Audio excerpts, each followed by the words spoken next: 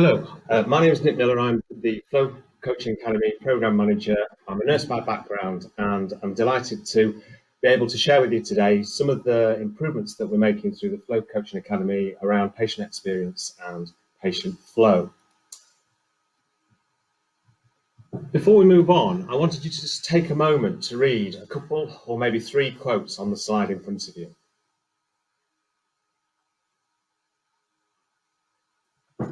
Sometimes it feels like we've forgotten about the patient in our efforts to improve. We've loads of ideas, but they don't seem to go anywhere. We always seem to be the last to know about changes, even if they directly affect us. I wonder if some of these quotes and statements sound familiar to you. We often hear them when we're approaching improvement, and actually they're really taught to nurses. We'll come back to these later on. Before we move on though, I'd like to share a story with you. In just 2 years, Mary had been admitted to hospital 27 times. Each time she stayed between 7 and 27 days. In the last year, she's spent 56 nights and 68 days away from home. She has to have a peg feed to supplement a liquid mushy diet, which means as well as going into hospital a lot to stay, she also had to travel to the outpatient appointments, and she's had to have regular telephone appointments with the nutrition nurses. Her admissions have mostly been because of complications regarding her peg feed. She suffers regular and persistent vomiting and constant abdominal pain. Since the 4th of March 2020, when she started a new programme of psychological input, she's had no gastrointestinal related admissions, she's had her peg removed, and she's been discharged by the nutrition team. Mary's seen a significant improvement in her quality of life. She's eating and enjoying solid food and has made some great progress with her emotional and physical well-being.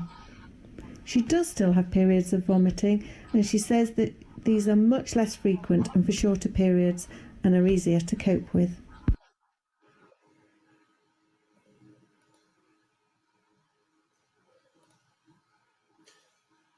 So how did this happen? Mary's 37 years old, 27 admissions, 68 days in hospital, and now she's had 0 admissions up to date.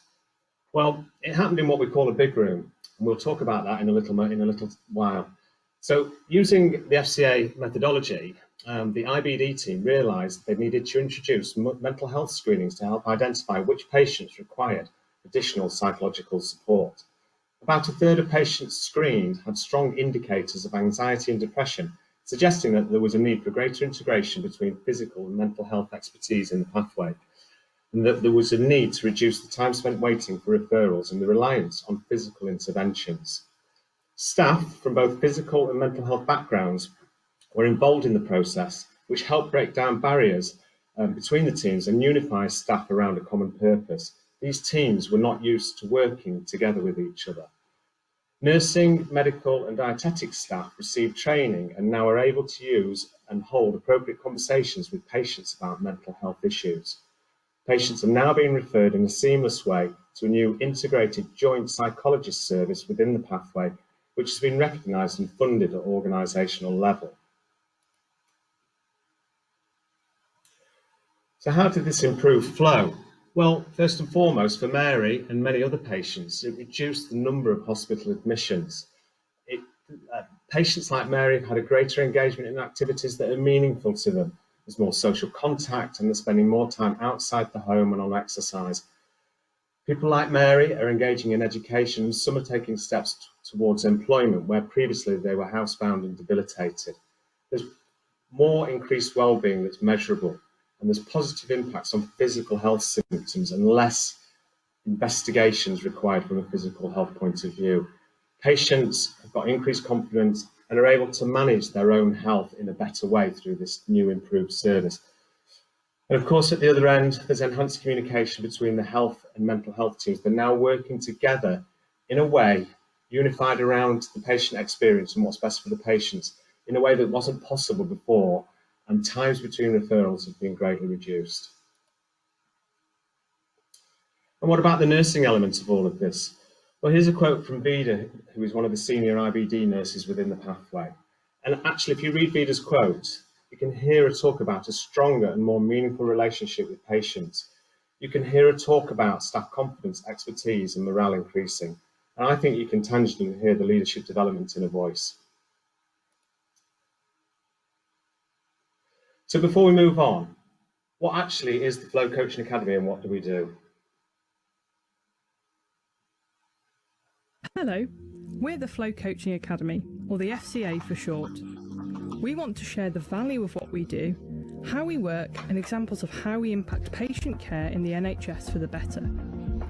We're an award-winning network that enables staff across healthcare organisations to continuously improve patient care and experience, staff morale, personal leadership development, and cost efficiencies.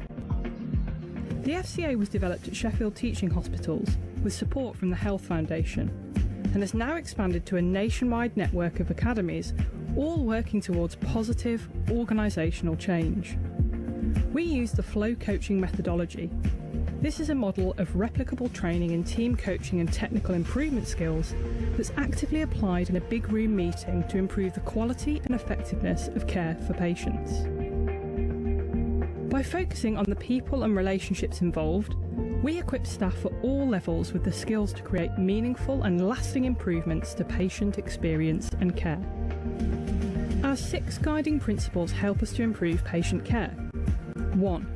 Patients are at the heart of everything we do. Their stories, experiences and involvement in the process reminds us every step of the way why we are here. 2.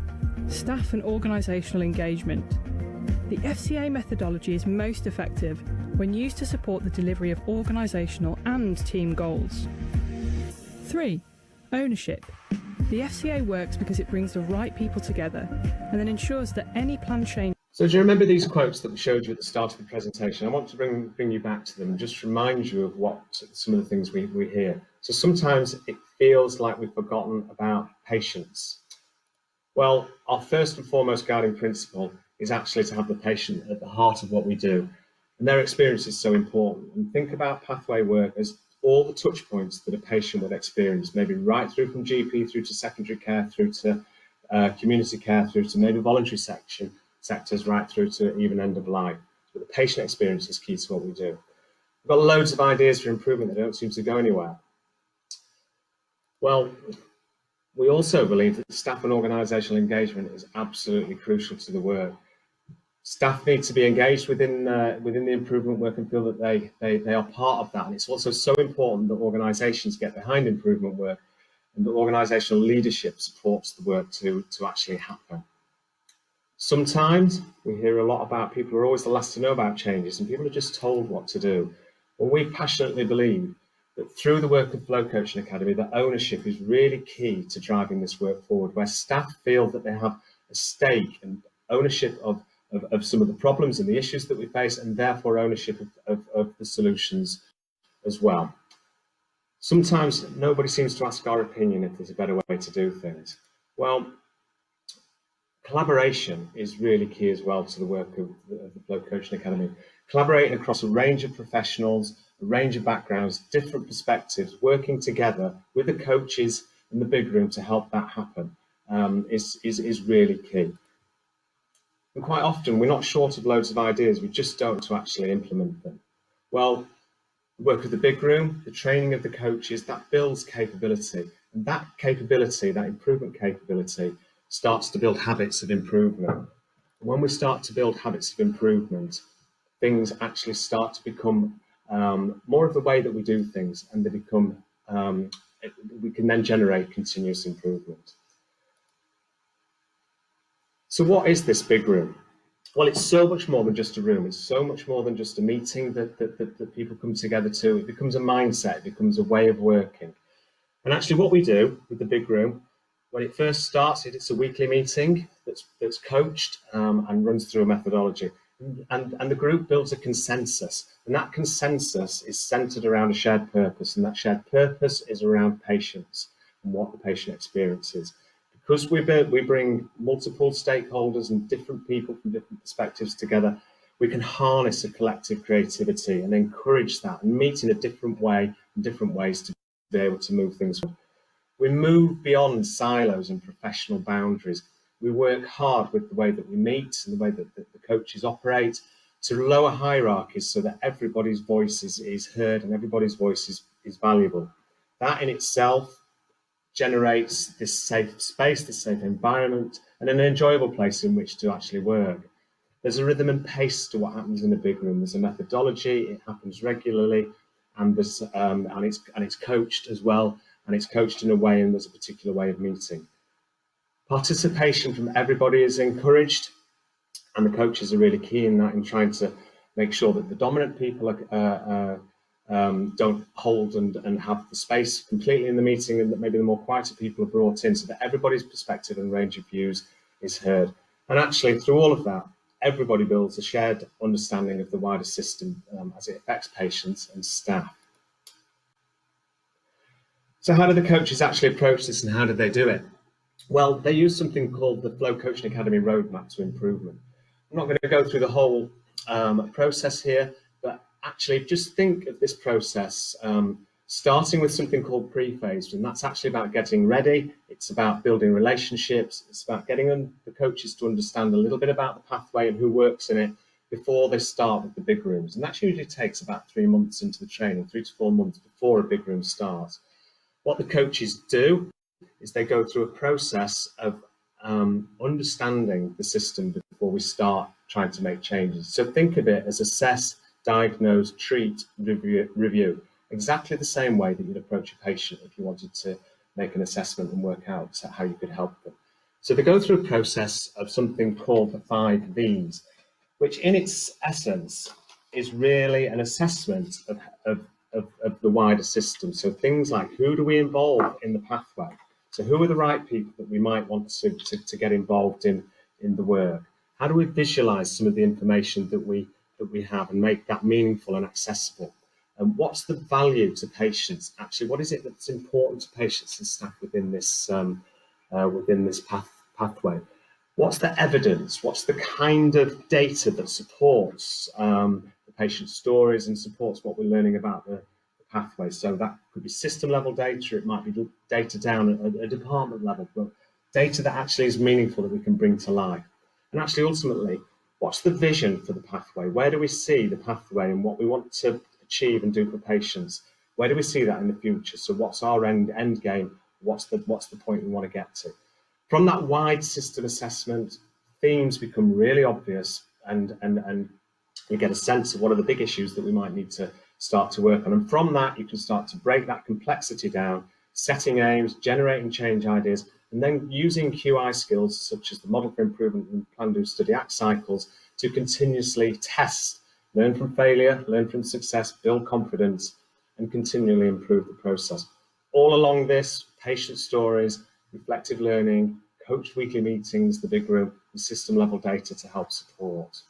And it's flexible. Yes, it goes left to right. There's flexibility within this, so that it's adaptable to context, it's adaptable to where the big room's at. And actually, where does all this improvement come from? Well, we believe, like Margie Godfrey, that improvement in healthcare is 20% technical and 80% human. We can teach you everything you want to know about driver diagrams, process mapping, run charts, system level data, capacity and demand, care experience mapping. All of these technical things we can learn, but how do you apply it? We think the way it's applied is the co-coaching model, a clinician from within the pathway, an experienced person from external, and that balance that brings, putting that together with training, putting that into practice in the big room, building relationships with people in the big room. And that's when the technical side of stuff is easier to do. So before we finish, I'd like to just reflect some numbers back at you. And actually, I just wanted to ask you, who holds the most cards in the NHS? Who is the biggest functional professional group within the NHS? Who potentially could have the biggest impact on patient flow? Well, you do, of course. So if you've been interested or heard anything that you'd like more information about in the presentation, please do get in touch. You can email us at the email address on the screen. You can visit the website by just browsing flowcoaching.academy, or you can contact us on Twitter, and we'll be delighted to hear from you and just talk to you about anything that you're interested about. please do get in touch, and thank you for listening.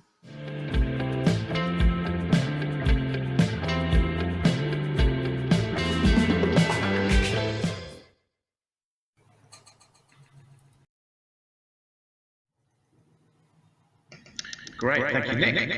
Very interesting presentation. Looks like a great initiative. So we now have time for questions, as usual. So please send them in, audience. Usual method, please send them in via swap card, and I'll put them to Nick on your behalf. So, as usual, I've got a few questions to start off with, as is my my ability as the chair, basically. But I'll try not to hog it. So please get them in. So Nick. Can you elaborate a little bit more on the pathway assessment tools? Because I know that people often like that sort of practical guidance, that sort of the stuff that can really support them. Yeah, certainly. Yeah, and thank you for having me here today. So the pathway assessment tools, there's a lot to get through before our coaches actually get to sort of putting these into practice in the big room, which is the place where the improvement happens. But essentially, we approach it as people on this conference will be familiar in how you would a patient in assessment, diagnosis, some treatment, and then review, and then come back and start again in the same way that you'd approach an issue if you're in front of you. So our assessment tools, we build them into what we called our Flow Coaching Academy roadmap, and we start the assessment is a process called the 5 V's, which is really about trying to gain quite a wide system-wide assessment from lots of different angles through different lenses about what are the issues going on in the pathway. So it starts with value. So what's important to a patient? How does a patient experience the pathway? How do they move through it? What actually is important to them, and also what's important to the staff that work in the pathway as well. The next one is around involve. You'll notice they don't all begin with V's, so it's a little I and a big V, and that's who needs to be part and parcel of and involved in this work. So who needs to come together to do it, and get them involved. How do we get them engaged and generate some ownership? Visualization is about how do we show and make the patient experience, the information that we're learning about, how do we bring that to life and show that and be able to share and collaborate around that. Evidence is around data, and how do we bring data and match that with things like patient stories to, again, so it's not just about data, it's not just about patient stories, it's about bringing the whole thing together. And then once we've learned more about these, the last V is about vision. So where do we see, as a collective group of people, where do we see the this pathway going? How do we think we can improve it for patients? What's our kind of end-term vision for what we want to achieve? And that assessment then gets broken down into themes. They come out very clearly from that assessment. Those themes that can then get broken down into aims. Then there's a whole bunch of QI materials that are very familiar to a lot of people that we package together. And it's a bit of a pick and mix. It's a toolkit that you can go from. Put them into the good old model for improvement, for those that are familiar with quality improvement, and test through plan, do, study, act cycles, gradually increasing confidence, increasing scale, until we get to a point that we can standardize, move on to the next piece of improvement, see how we go, and using measurement tools along the way. Great, thank you very much, Nick. Really comprehensive. Moving on, are there any particular examples of success from the Academy that stand out for you so far? Yeah, there are. There's. I mean, this work, across the patient, these pathways. Probably just to explain, we generally approach these in the way that you, I, a member of our family would experience care. So if you can imagine, and that's usually around a condition, so you might go to your GP with a problem, they might then send you on for an outpatient appointment with in a hospital perhaps, who may then send you to a different specialist or bring in other people like specialist nurses and so on. You might end up going for some surgery or some intervention, etc., etc. So you can see there's lots of sort of touch points, and that brings a lot of complexity. It also brings a huge amount of opportunity when we're talking about improvement. So one area that particularly stands out is some colleagues who run one of our flow coaching academies in Imperial College London have done some amazing work around sepsis, which of course is where does sepsis sit? It's a completely, it's a whole sort of system-wide issue. And the long and short story with them is they've had some amazing use of some digital input, sepsis alert, brought the right people together, and one of their outcomes has been a 24% measured reduction in mortality, which is pretty impressive, I think, from bringing people together, working together, testing ideas out, and actually collaborating around a shared purpose. There's other examples. Northern Ireland have done some great work around gestational diabetes, which has had slightly different sort of outputs. They moved to a lot of virtual clinics, which was what women were telling them that they wanted, and they had a 65% reduction in waiting times because they went virtual. So that was freed up people working in that service. It also made it much more about, gave women freedom to not have to come into hospital so much. And one of their other things that they achieved, which was great, is they measured their reduction in carbon footprint with all the reduction in travel and stuff like that. So different things, so a wide range of different sort of measures, from very kind of things like reduction in mortality through to benefits for staff and patients in slightly different ways. No, great, thank you. You sort of preempted one of my later questions on sort of what role that virtual can play in things. But yeah, I like the sustainability angle there. That's a good one, particularly at the moment. So I've had a couple of questions in. So the first one is it's an economic one. So Carol Young, she wants to know. She asks, what is the cost associated with bringing in an FCA into their area? But I suppose on the flip side of that, what costs can people save from using it? Basically, there's always a balance, isn't there? Yeah, that's a great question, and really topical actually, because we just to give you a little bit of background, we are still funded by the Health Foundation, who we've been working with for a number of years, and that funding now is starting to taper off. So our one of the next phases of our development is to obviously become self-sustaining, and that has to come with some money behind it. So we very much believe that we are within the NHS for the NHS. I know that sounds a bit of a cliche, but we're not for profit. We want to make enough margin to help us develop and be sustainable. And we're looking now for so if you wanted to train coaches, we have worked a pricing structure around £4,500 per coach. You need to come as a pair for an individual organisation. The costs go up, obviously, if you want to train as a flow coaching academy. The thing that people can do, of course, is if they become a provider, a flow coaching academy provider, you train coaches in your own area. You also have the ability to train people from your sort of immediate surrounding area. So I'll quote, so Imperial, who I've mentioned already, they have had coaches from Portsmouth and they have had coaches from Great Ormond Street. They've charged them a fee, which has recouped their cost that sort of supports the central function. So we keep the costs really low. There's a reciprocal way to do that.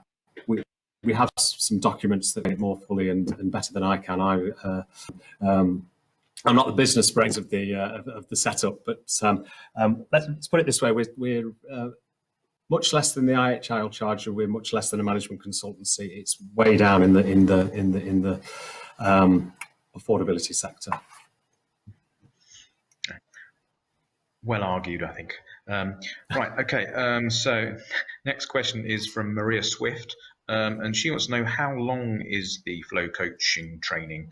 So I guess how long does it last for? And do you focus on complex patients and complex pathways, presumably from her own interest, but I'm not sure. And also, it was 3 parts to this question. The third part is, how do you encourage participation?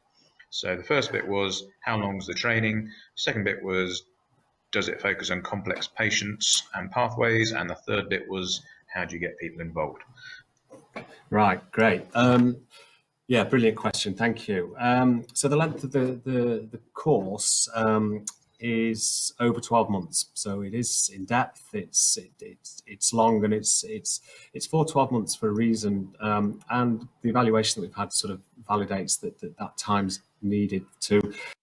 A lot of what the program is about building relationships. So relationships that need to develop and be built, and confidence built before you start doing a big room. And then people start at their big rooms, these improvement, well, they start as a meeting, but there's a bit more than a meeting really, whilst they're training, so that they benefit from their colleagues and from the faculty that helps them in the training. So it's over 12 months. We, of course, with COVID have had some quite dramatic changes, because we used to meet face to face, and people would come to us or to the other local FCAs to train. Of course, that's not possible. And you know, if there has been one opportunity out of COVID from our perspective, it's been when in the first wave, we had to obviously go out and support lots of different areas and things like everybody else did. But certainly in the last few months, we've had the opportunity to translate a lot of our material to e-learning. And we've just come from a session actually where we do a mix of e-learning. We do face-to-face stuff over the screen like we're doing now. And we have an online improvement platform that which is kind of your go-to all things FCA. It's a little bit like Facebook. It's run by Facebook. It isn't Facebook. But it's over a year, and it probably translates to about 18 days worth of commitment. Is the way to think about it. In terms of your second question around complex pathways, we define to help people get sort of thinking about where they might want to focus around this sort of. We started with condition-based pathways, so think about I don't know, diabetes, chronic obstructive pulmonary disease, fractured neck and femur, skin cancer, all these kind of things. Having said that, what we've learned is that if you've got a complex problem that requires more than one small team area to work on, then this methodology will probably work for you. We don't define the pathways. They are defined by the people who come and engage with Flow Coaching Academy. We obviously talk to them and develop that relationship, but we don't define you've got to work on A, B, C or D. We will obviously work with you, and you know, people have brought, you know, front door access issues. They've brought discharge focus pieces of work.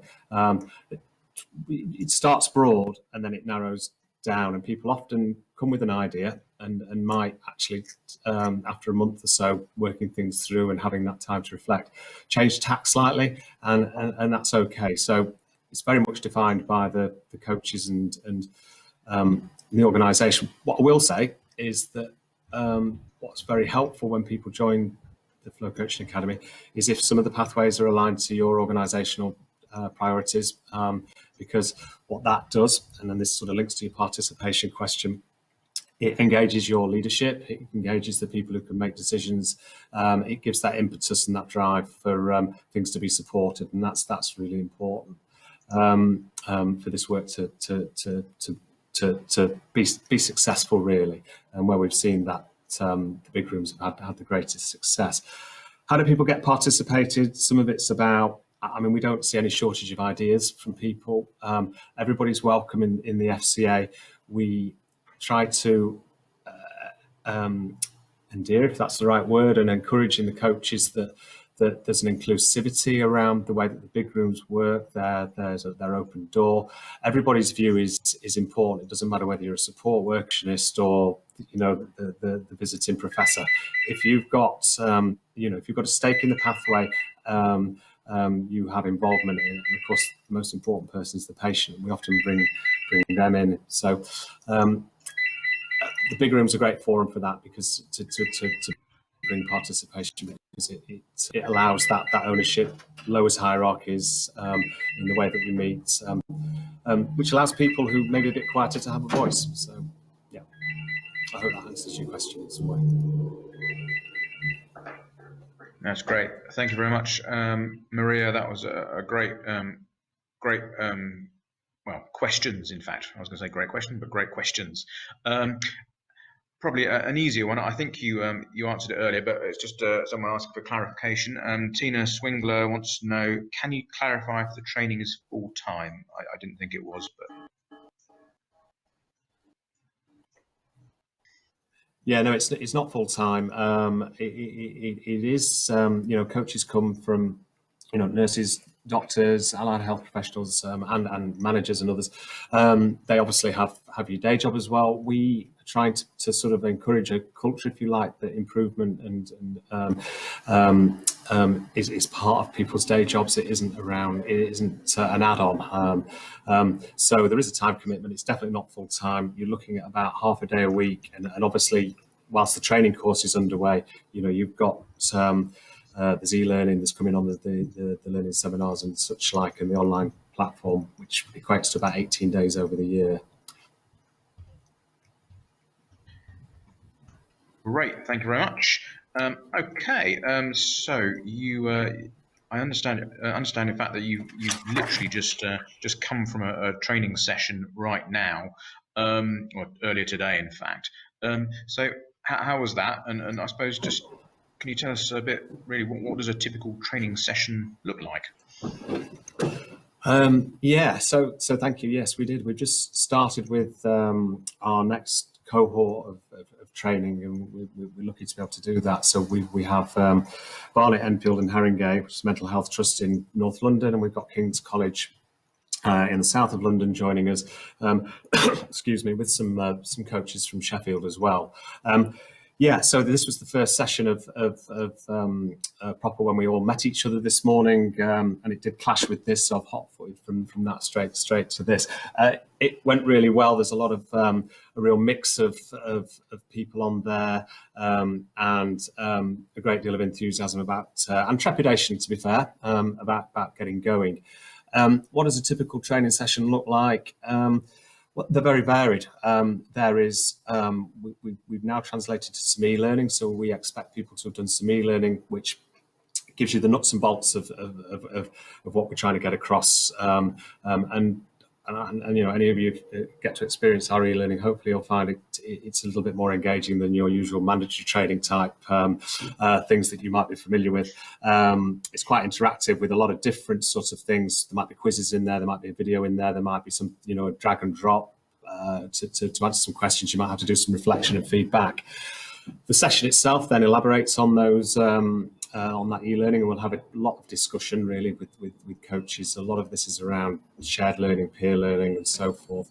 So a lot of discussion. We will share new material, and people will talk about challenges and successes they're having with their pathways as we move forward. So we try to, when we were face to face, we did a lot of like exercises and illustrate the points that we're trying to get across in the learning, and we're sort of mixing that up as we do more online virtual type presentation. Your training, sit down and have PowerPoint fired at you for 2-3 hours. It's very active, which we find helps engage people, develops the thing, makes it easier for people like me, because there's a bunch of people who really run the session once they start talking. So yeah, that's how we kind of approach it. Great, thank you very much. Sort of looking back, was there any particular inspiration for the Academy? Because obviously there are things in other parts of the world, like lean principles and a la Virginia Mason, things like that. Yeah, absolutely. I mean, this has been a long journey. This hasn't just we didn't cook this up on the back of a postcard. It was it started off with a couple of people really in Sheffield Teaching Hospital who were working for, some of you remember, the Modernisation Agency, and our sort of strand of that, which was called Adding Value, I think. I was working as, I think it was probably a matron at the time that was happening, and I knew nothing about it or what it was about. And there was a lot of frustration around why things weren't, changes weren't being able to be sustained or implemented, and lots of resistance. And it got some people thinking about, well, we need to work with the people here. Surely we need to work with the people who do the work. If we want to make improvements, you've got to ask them. Long story short, one of our consultants, Tom Downs, went to America and did an IHI fellowship in QI and came back brimming with loads and loads of ideas. At the same time, Steve Harrison, who's our strategic lead, was introduced to a system in America called eCoach the Coach, which is the microsystem coaching academy that Margie Godfrey runs. And she introduced us to team coaching, and team coaching was the thing that really captured us, because we knew we could do QI. We knew we could teach process mapping and value stream maps and driver diagrams and PDSAs. Actually, how do you actually get that into an area that can engage people? And it was the team coaching bit we were missing. So that was the big thing that we took inspiration from. A lot of the QI tools, yes, some of them come from Lean, Six Sigma, this, that, and the other. They're all off the shelf stuff. There's no IP in that. The way we've packaged stuff together with the team coaching, the 5 E's that we touched on, and our roadmap is the bit that's different. And the big room, of course, that regular place to package stuff. So lots of inspiration. But Margie Godfrey is somebody that I should probably mention, and her work around team coaching. Great, thank you. So you mentioned a consultant in there. We just had a question in from Chris Knight, who says, we struggle with medical engagement with these kinds of initiatives. Did you experience this in the beginning? And if so, how did you overcome it? That's interesting. Yeah, we when we very first started, we have had quite a lot of the clinical coaches end up being consultants, and some of that is that's just the way it's gone. We obviously had lots of nurses in as well, and AHPs. But when we first started, we very much went with where the energy was, where people were interested, and there was a level of curiosity around things. Where we've had, it's much easier to bring people along when there's that. People might be familiar with sort of the first followers, or the Everett Run curve of innovation, where you have early adopters and such forth. And that theory kind of works, and we went with the enthusiasm when we first started, and then that builds, and then they go and influence other people, and so on and so on. So it's having the confidence to go with where you've got some energy, make it easy for yourself, I would say. Great, fantastic, Nick. Thank you very much. Basically, we've come to the end now, so thank you for coping admirably with the technology challenges. Next, we have our Ignite competition session, which is something not to miss. Basically, you'll be seeing me again in a second talking about it in more detail. So thank you very much, and see you soon. Thank you.